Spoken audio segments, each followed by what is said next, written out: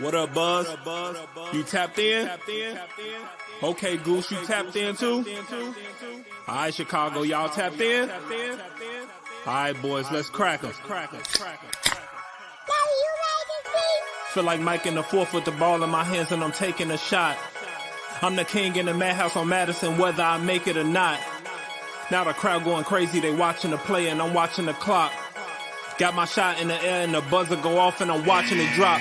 This team did things. MJ shot City 6 rings. D-Rose too big, too fast, too strong. History, and we good on that. Put Jilla on the track and we good on whack. 3, 2, 1. Everybody say Bulls on tap. Bulls on tap. Our city pretty and gritty. Benny the bull in the crowd getting hyper and litty. Me, I'm so drippy, it's slippery. Nothing offends me. Banners on banners, we winners. We got the stats in the news. Go and subscribe. Hang out with Buzzy and Goose. Tapping with us, we the truth. Jilla just murdered the booth.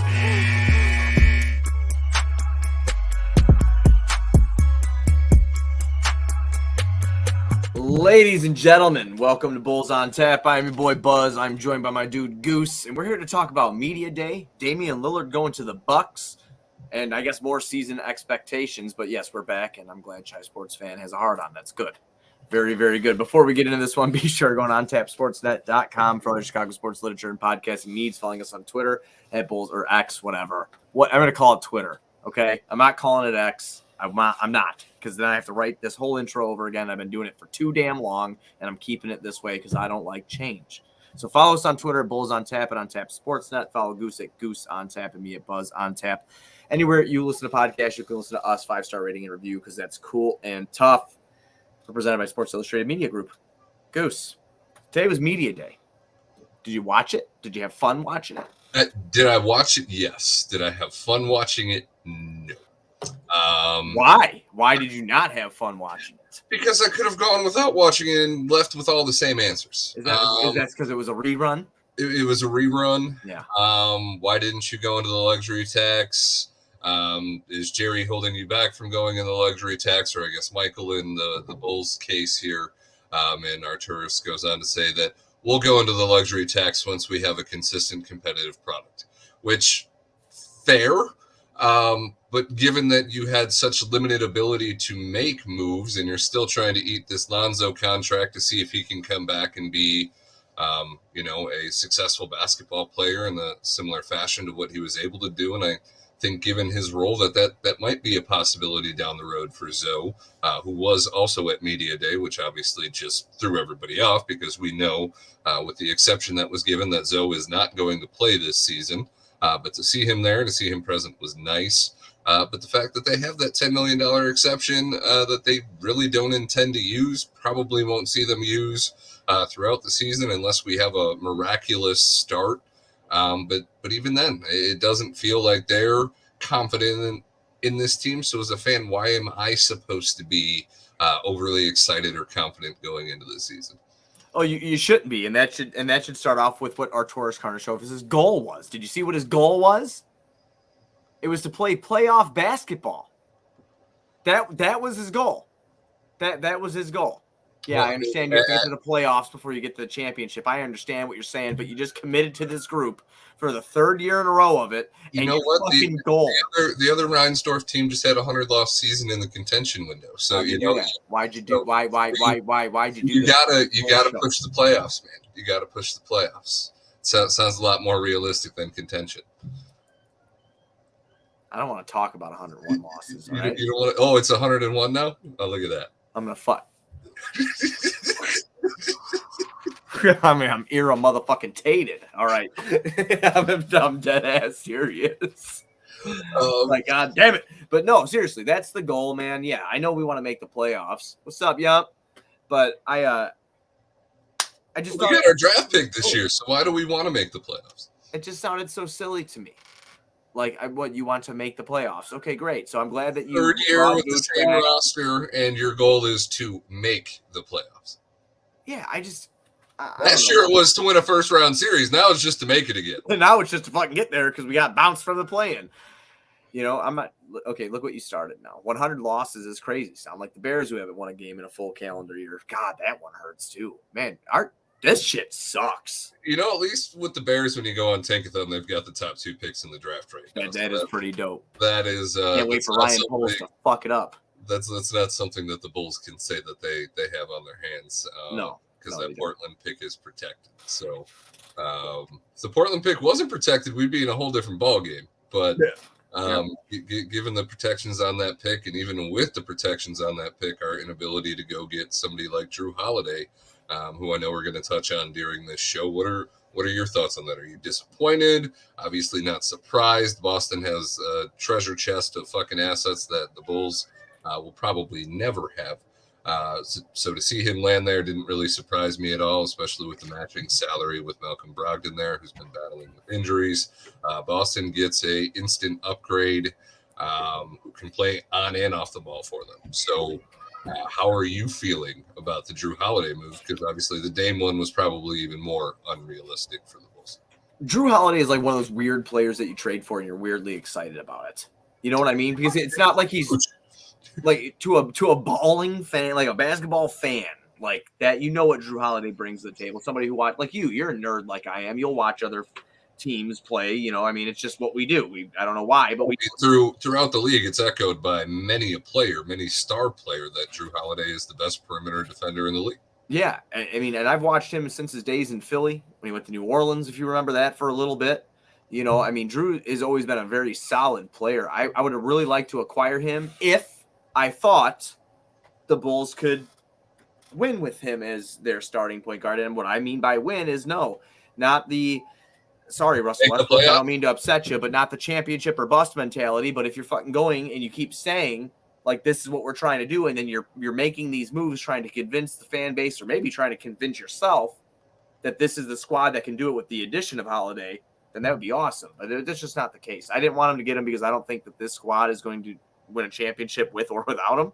I wanted it a long time ago is to blow it up. That's what I wanted. I didn't get it. And then when they talked about, like, because, you know, those initial reports for Holiday were like 2 or 3 first-round picks. I'm like, motherfucker, we just sold all of them off. I can't do this anymore. Well, I mean, we do have our pick this year, and we got the protected Portland pick. I think for the Bulls there, it was more so matching salary and retaining a good enough roster to justify going and getting him. I'm sure you probably wouldn't have lost too much sleep if they got rid of Patrick Williams, but we're really stopped at the 4 as is.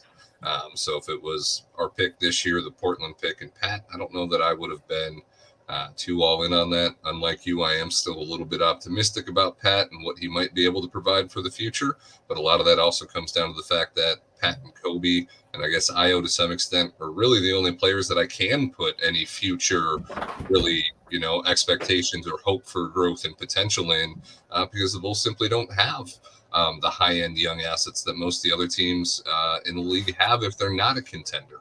So we are smack dab in the middle of this, not a contender, not a rebuilding team. We just want to make the playoffs and see what happens. And it's just not appealing. And nothing on Media Day was really going to change that for me or you. I know some fans are probably feeling a little bit more optimistic right now. And for a couple minutes during the Media Day, I was like, you know what?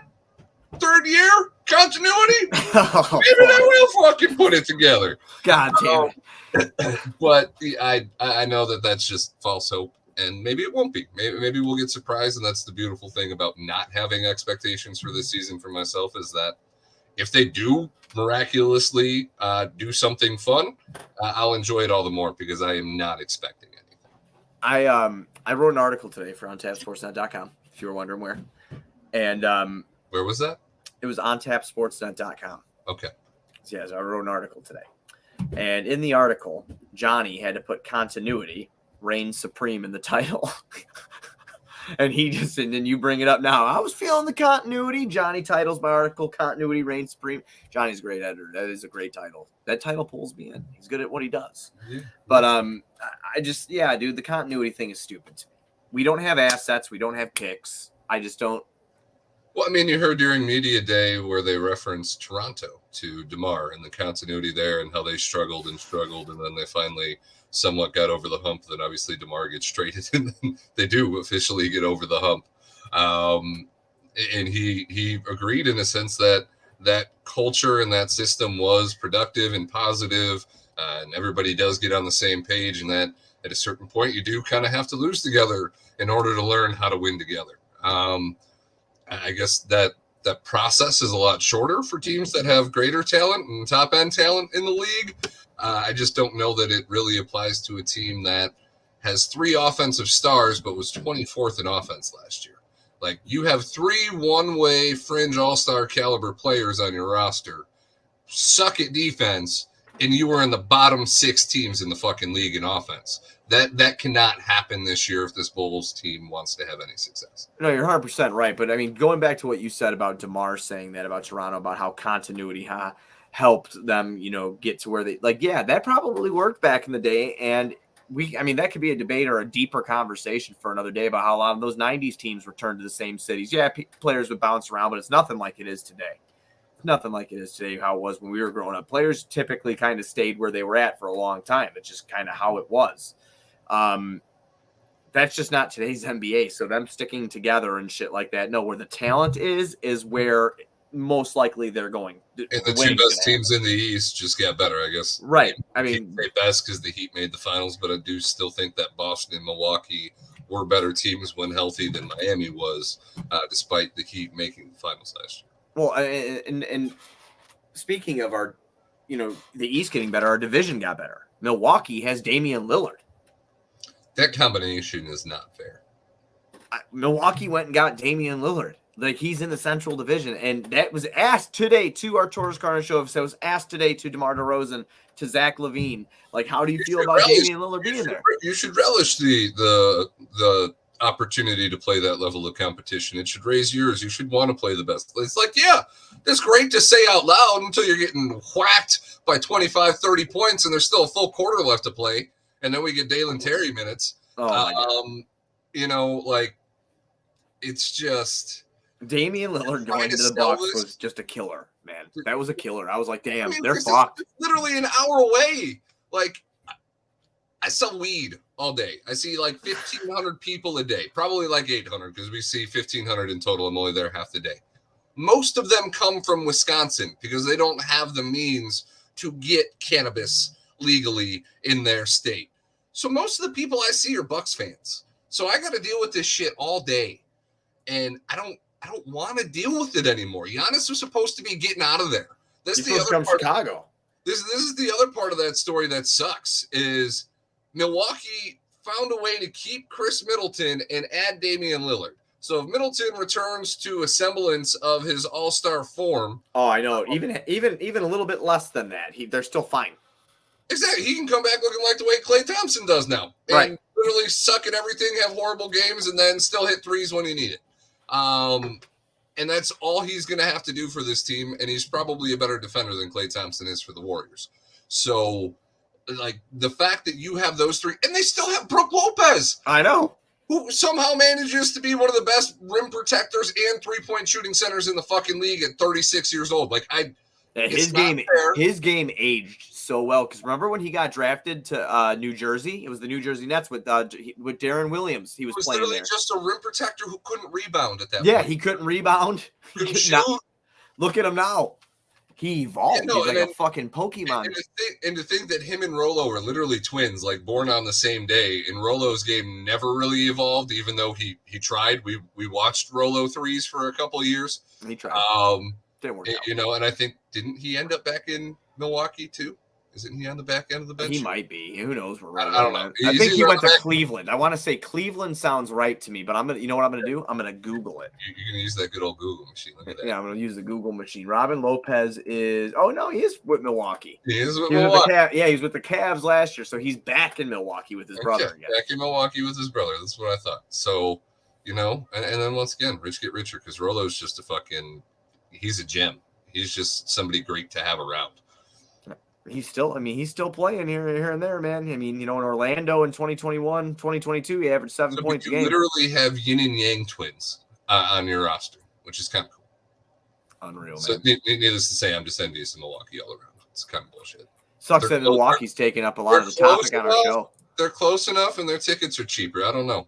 I don't know if a green screen works for green teams, but, I might have to figure that out. Yeah, you might have to figure that out, man. I can't believe they're taking up most of our show because they are they are a team that just won the finals a couple years ago, and they're still looking to improve, and we are still the Chicago Bulls. Okay, Zach LaVine today said, where there's smoke, there is fire. He was, when asked about the trade rumors this offseason, said that he actually did believe a couple of them could happen. Where there's smoke, there's fire, but he is committed to be here, and the team is committed to him. He's still here. So what do you think about that? Where do you think Zach was likely to be traded to, or maybe? Because when he said where there's smoke, where there's fire, the first trade that went into my mind was the New York trade. Because I do think they're stupid enough to do that. I see, but the New York trade for the Bulls, there's still just not enough there. And I mean, I guess they're one of the few teams that does have the salaries and some picks mostly protected from other teams that could potentially get that deal done. I can't imagine that Zach's really thrilled. But at the same time, he's already got his bag, and I'm pretty sure he's got a trade kicker. So if he gets traded, not only does he get to go to a new situation that probably appreciates him more than the fan base and everybody in Chicago right now, but he gets more money in the process. So I don't know that being traded for Zach is necessarily this horrible thing. He might actually prefer it to the alternative right now. But at the end of the day, throwing on a Bulls jersey is still one of the biggest branding moves in all of sports because of what MJ laid down here. That jersey will be iconic, will sell, and the opportunities for making extra money while you're here will also be there. So I'm sure it's a double-edged sword for him. I'm sure he wants to win here. I'm sure he wants to be here to an extent because all the things that I just said, what comes with wearing that jersey. We are a phenomenal fan base, even if we turned on you on a dime at the same time. But he has to want to be here for his brand, but at the same time, I don't think he's scared of going anywhere else. I don't think he cares about it anymore. I think that was really important to him for a little bit. Now I don't. He, like you said, he's financially secured and stuff like that. I just thought it was funny. Like he said, where there was smoke, there was fire. So somewhere, some way, he thought he might have been actually getting moved, no matter what the reports were. Between the Portland, whether it was Dame or whether it was the number 3 overall pick, Zach really is the one piece on this team that if a team values him enough, that the Bulls could get a decent asset for.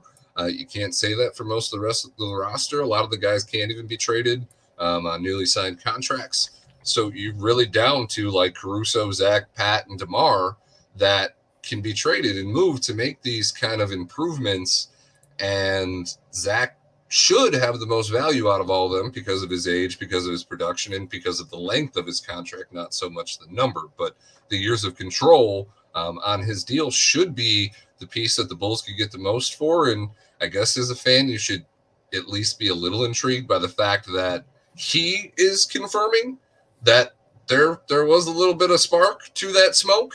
That it is true that his name is being tossed out there. I mean, and if you're a fan that wants him to stay, obviously you're glad that he's still here despite that smoke.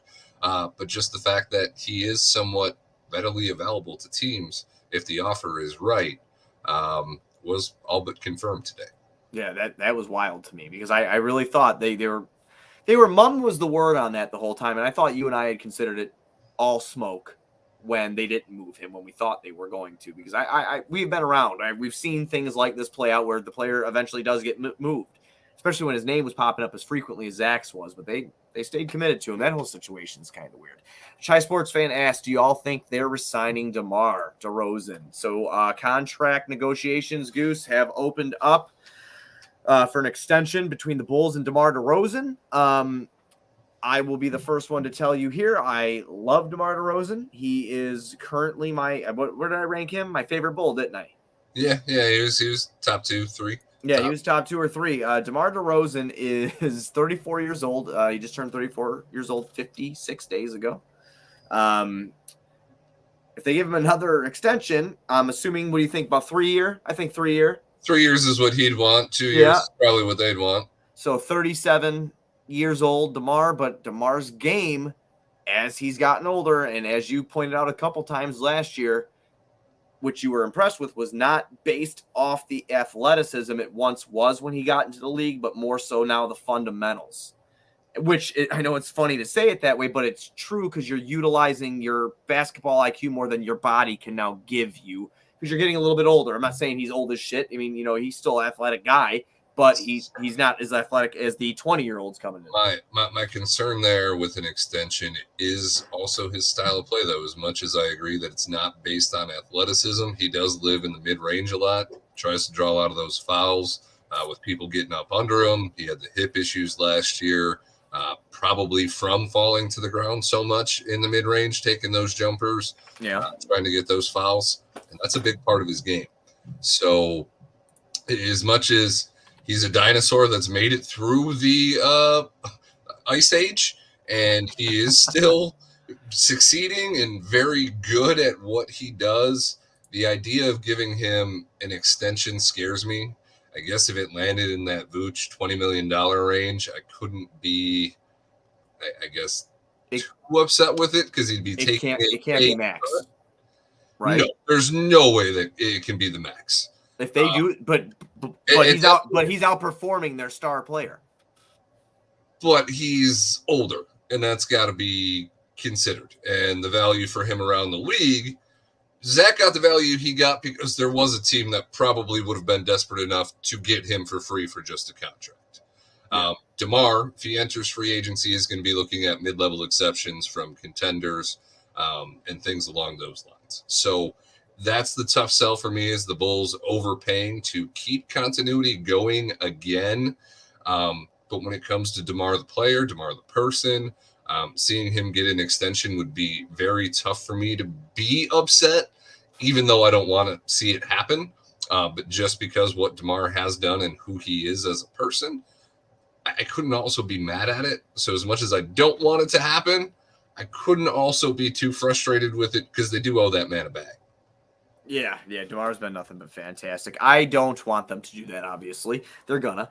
Again, because DeMar is going to be 37 years old, and I'm not, at the end of that contract, if he were to get a 3-year contract extension, I don't know how movable it's going to be. And, you're playing with fire there. You're just playing with fire there. I mean, I guess if you look at that third year as like just expiring salary to match, to trade for somebody, sending, a good veteran to a team for maybe somebody who's still in their star prime with some assets that maybe the contract itself could have some value, but ultimately the idea of giving DeMar a 3-year extension just scares the shit out of me. And it means that we're going to be doing this because on that contract before it's expiring, moving him is not going to be an easy task.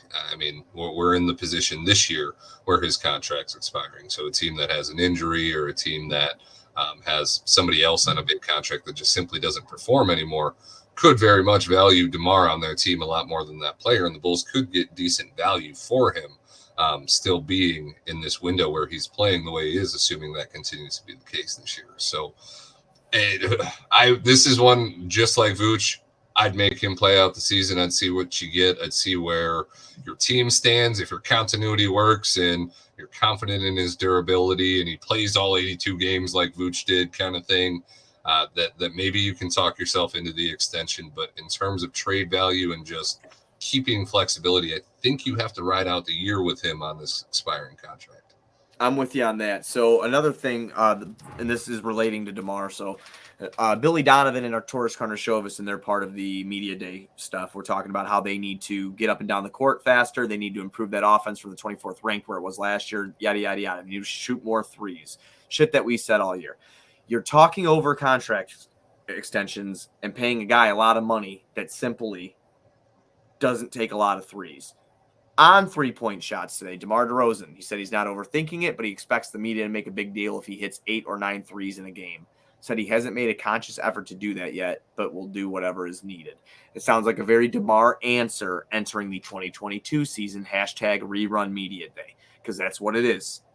This is what DeMar said last year. It didn't really improve much. The percentage actually went down last year compared to his first year with the Chicago Bulls, but the volume was not there for what the Bulls need. The only one on the court who was chucking threes, not even just chucking, but taking as many threes as humanly possible, probably Vooch and Zach, I'd say. because Pat just passes up on too many. You know that just as well as I do. So, and I think that would be something that I would take from their portion of discussion was that not only does changing their shooting profile mean taking shots that are there, whether you just miss shots or not.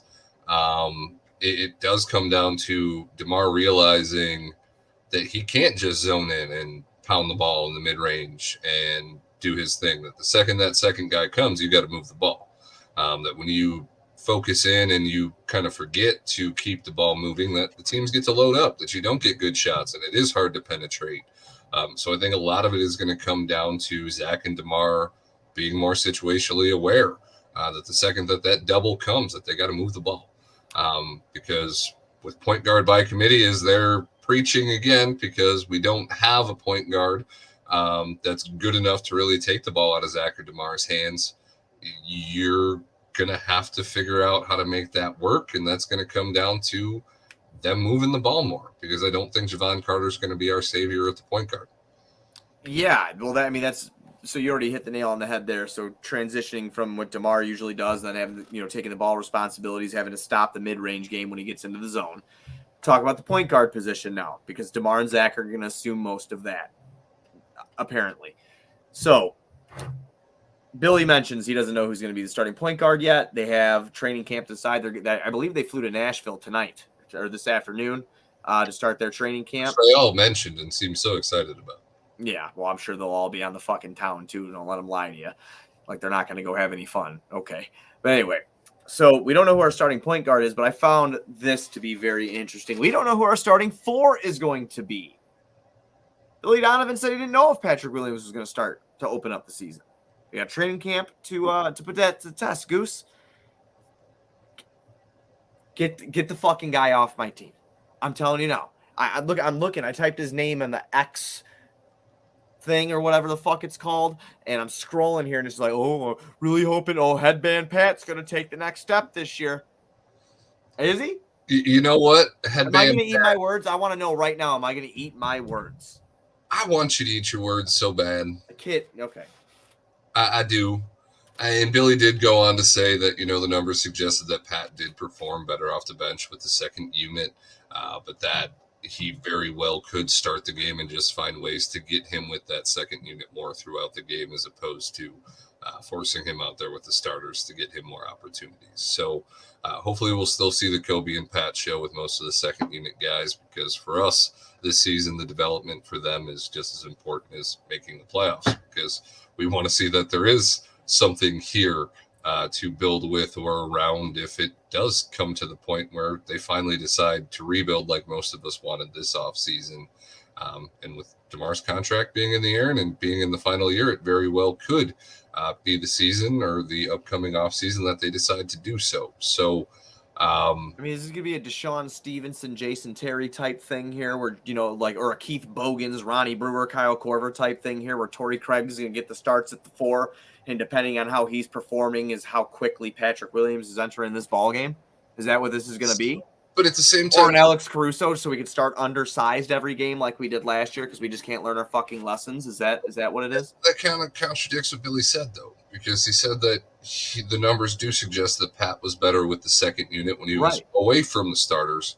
So to start Pat there and then pull him in as quick as possible because Torrey's not doing what you want either just sounds like it's back and forth, but very much during Billy's conversation did it sound like he intended on going back and forth and he anticipated to be having multiple changes throughout the season. It doesn't make any fucking sense.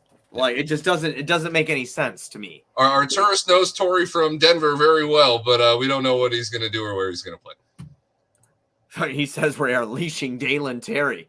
Oh yeah, man, I can't wait. I wonder how many fucking pictures he's going to be in this year on the sideline. I'm sure a lot. He's better than me at basketball. I'll say that right now. He would beat the shit out of me in basketball and in real life. I'm just telling you, I don't think he's going to get rotational minutes for this fucking team, man. It's they're a dumpster fire going in, Goose. And the reason I say that is because you have two positions where you don't know what the fuck you're doing yet in a year that you want to compete and make the playoffs. Awesome. Yeah, no, and it's the two positions that aren't your three fringe all-stars. A year that you doubled down You doubled down on your center who's over 30. We're going with continuity. We just don't know who's going to be in that mix of continuity to start the game. It doesn't make any fucking sense. It's just I got a feeling it's going to be Caruso and Pat. Then you'll have Javon and Kobe off the bench. You think Caruso's going to start at the 1? I do. I mean, in terms of like, you got to preserve him, like you said. That guy can't start a fucking game. So, but I'm kidding. When you got Kobe, Ayo, and Javon, you can definitely limit Alex's minutes. But I think just because of his impact to start the game, you want to start right. And if he's your most impactful player on the defensive end, I think he's got to be out there. I'm scrolling through here. I am, dude, because this is a new segment that we're not going to do. It's going to be the headband game. You're going to have Caruso and Pat in the starting lineup. You're going to have your 3 fringe all-stars, and then you're going to have the headbands. I'm seeing people who want to start Carter and Craig. I mean, that doesn't honestly. They're putting a lot. They're giving a lot of faith to role players. I mean, and I understand, but your stars have to be. This has to be the Lonzo Ball was better than a role player. Okay, like you know what I mean. He was in that upper echelon of that, so that's why it made it all go. We don't have it. We have too many guards. None of them do what he does. I don't fucking understand. You have people who want to start Javon Carter and Torrey Craig. Yeah, Javon Carter makes sense. Start next to Giannis. He's a fucking freak. I mean, but at the same time, any starting lineup you could mention to me, I couldn't really argue with too much because this team just doesn't have an identity. So it makes sense. You are going to have to plug and play. We'll probably see 8 different sets of the 1 and 4 because Billy doesn't know what he's doing. And he loves to play small. So Caruso might be at the fucking 4. You might have Kobe and Caruso out there.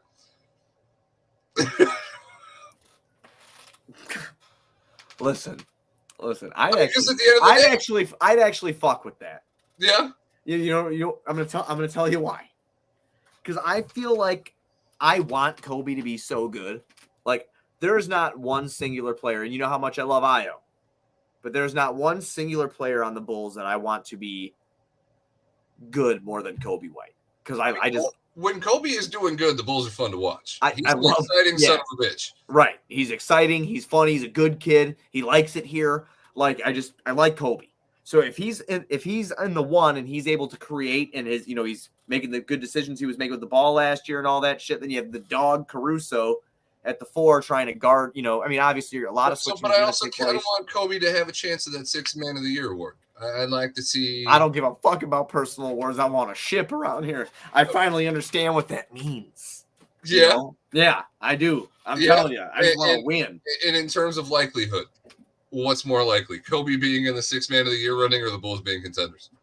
Oh, Kobe in the likely to be 6th Man of the Year. I know it's more likely, fuckhead. I'm trying to tell you what I want. Let me be happy.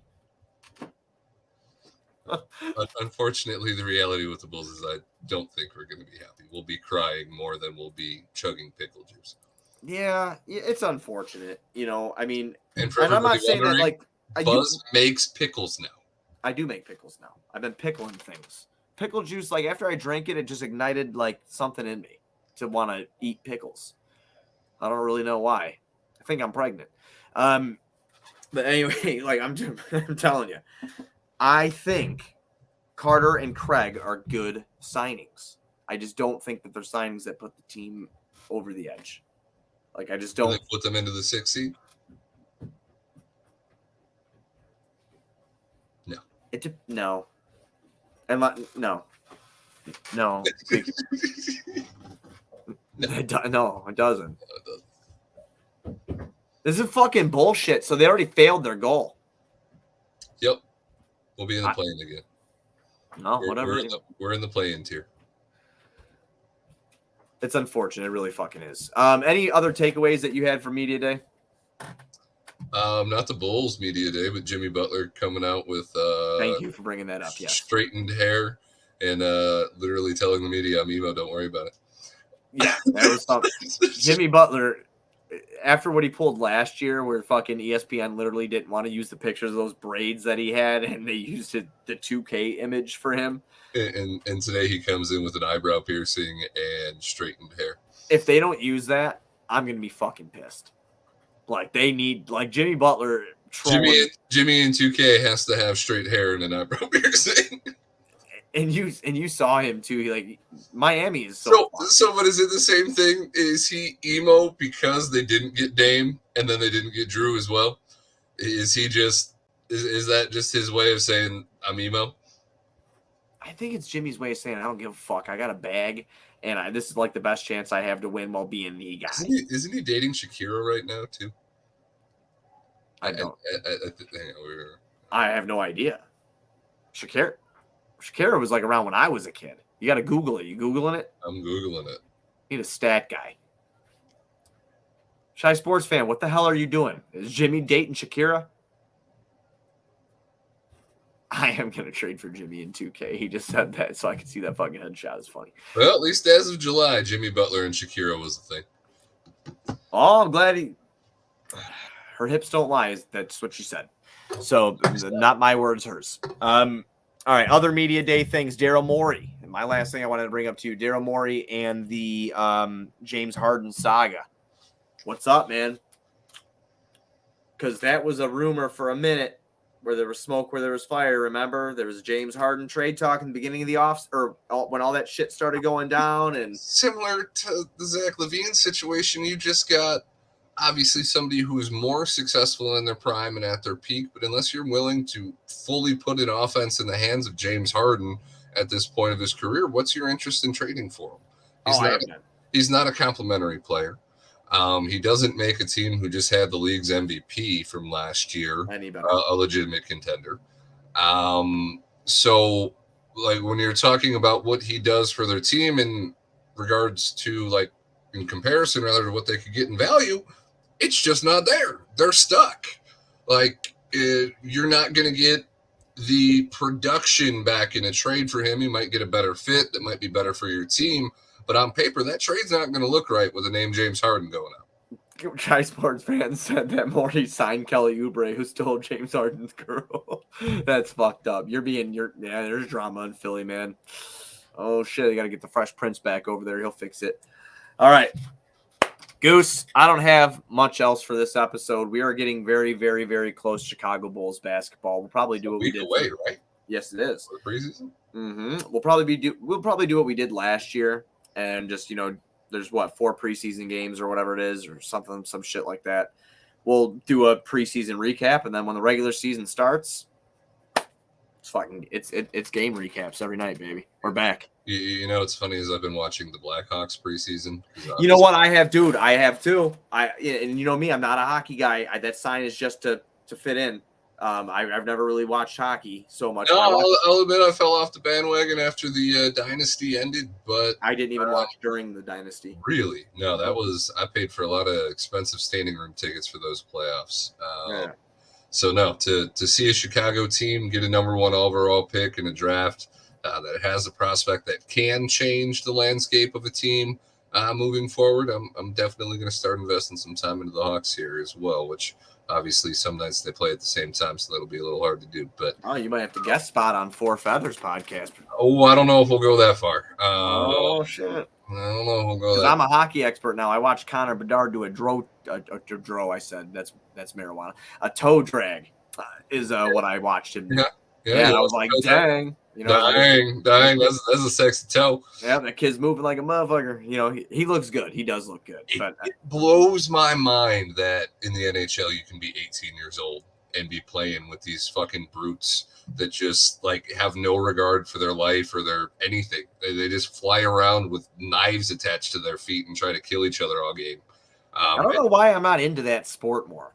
I mean, I think you should probably get into that sport more. I love playing the video game. The video game as a kid is probably what got me into hockey. The one with Mario Lemieux on the cover, PlayStation 2. Oh, okay. That one was the one. But no, I mean hockey's a fun ass sport. And NHL 04 is what dug me in where I was, Eric's, or was it 03? It was like Eric Sullivan, or Dave Sullivan, Eric Daze, and Tony Amonte. Okay. And I think Nikolai Hobby Bullen. Okay. I'm name dropping. Like I said, I had the video games. I didn't watch it, but I had the video games. Right. So, Yeah, but I built a badass. In terms of Chicago teams, they might be the one that actually has something in the pipeline over there. So, well, I sure the fuck hope so, buddy. I'm gonna invest some time. I sold all my Bears tickets. That was probably. Did you do it before they went 0-4? Well, I have 2 games left to sell, but I have them listed. Okay. It's the Christmas Eve and New Year's Eve, but no one wants to buy those. They're gonna be fucking 0-15 by then. You know, and that was kind of the conflict for me watching the game yesterday, similar to, being a tankathon fucking nerd when it comes to the Bulls. When the Bears are up 28-7, and I'm like, do we want to be up 28-7? Yeah, I did. I was talking DEFCON 5 shit the whole time. I said, we're back. I'm tweeting. I'm saying, fuck you. Justin Fields is here. Suck it. And I'm not even sold on Justin Fields, but I'm not sold on the Bears as an organization. That has nothing to do with Fields. Even if he was good, the Bears will fail him. I know this. All right? Everybody's like, Caleb Williams. It's going to happen again. I've seen it my whole life. I'm the old man in the corner telling you don't go that way. The last problem on this team, I think, is Fields. I think. Yeah, he looked good, and then all of a sudden they fucking blew it, dude. Can't handle it. So, but either way, I still wasn't too disappointed with that outcome because I was like, I don't know if you want to beat a bad team. Like, beat a good team. That feels good. Beating a bad team when you're already 0-3 and this is probably how the season's going to be, fuck it. Have the ability to take another quarterback if you need one, or get this man some fucking help. Yeah, it'd be really nice if they did. Final Bulls thoughts. I'm going to give it to you right now. You ready? Let's hear it. Right now, predicting, hot take, popped in my head. Zach LaVine will be an all-star this year. I don't know. I mean, Zach does seem to like that chip on his shoulder kind of thing. Yep. I think he's going to be an all-star this year. With the amount of trade rumors, whether it's motivation to get his ass out of here, to get that value to a spot where the Bulls can get something for him that they're comfortable moving on from him, I do think he's going to have a little extra motivation this year. So I don't think you're wrong on that one. And that's my final Miller Lite thought. That's not an ad. That was free. That's my Miller Lite thought of the day. All right. You have a Miller Lite thought of the day, or are you ready to get the fuck out of here? I'm ready to get out of here. Just don't pay DeMar DeRozan until the end of the season if you are going to pay him. I agree with that statement. Everybody go to the YouTube. I forgot to say this in the beginning of the show. Go to the YouTube, On Tap Sportsnet YouTube channel. Hit the subscribe button on the On Tap Sportsnet YouTube page. That would be awesome. You are doing us a favor by doing that, and we really, really appreciate you. Thank you. Go to ontapsportsnet.com for all Chicago sports literature and podcasting needs. I already told you where to follow us on Twitter. We'll be back when we're back. It's going to be soon. Preseason's next week. If it gets hot and rowdy, we'll hop on the mic. So who knows when we'll be back, but, go Bulls.